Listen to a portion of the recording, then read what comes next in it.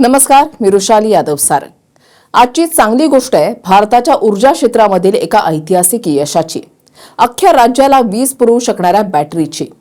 26 मे रोजी भारतानं शाश्वत ऊर्जेच्या दिशेनं एक मोठं पाऊल टाकलंय। गुजरातच्या कच्छ सीमेवरील खवडा इथे देशातलं पहिलं आणि जगातलं दुसरं सर्वात मोठं green energy transition battery energy storage system म्हणजेच BESS म्हणजेच बेस सुरू करण्यात आलंय।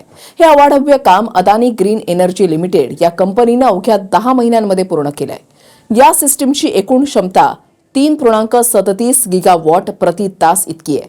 बेस हे असं तंत्रज्ञान आहे जे सौर किंवा पवन ऊर्जेपासून तयार झालेली वीज रिचार्जेबल लिथियम आयन बॅटऱ्यांमध्ये साठवून ठेवतं।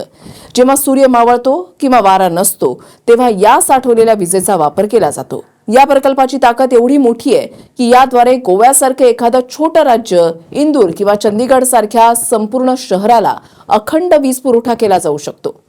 सोप्या भाषेमध्ये सांगायचं झालं तर या बॅटऱ्यांमधला साठा तब्बल 1,20,00,000 LED बल्ब सतत 10 तास प्रकाशमान ठेवू शकतो। या अभूतपूर्व प्रकल्पामुळे भारत आता नूतनीकरणक्षम ऊर्जा साठवणुकीमध्ये चीननंतर जगामधला दुसरा मोठा देश बनलाय।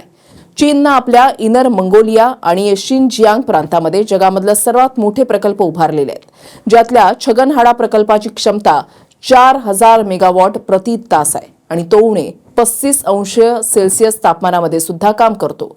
भारताचा हा नवा प्रकल्प केवळ विजेची बचत करणारा नाहीये, तर भविष्यामध्ये प्रदूषण मुक्त आणि अखंड वीज पुरवून देशाच्या प्रगतीला नवी गती देईल। तुम्हाला आजची चांगली गोष्ट कशी वाटली कमेंट आणि रिप्लायमध्ये नक्की सांगा। नेहमी एक प्रयत्न असतो की सभोवताली चांगलंही घडतंय, चांगलंही जे आहे ते तुमच्या समोर मांडण्याचा। तुमची चांगली साथ अशीच सोबत असू द्या।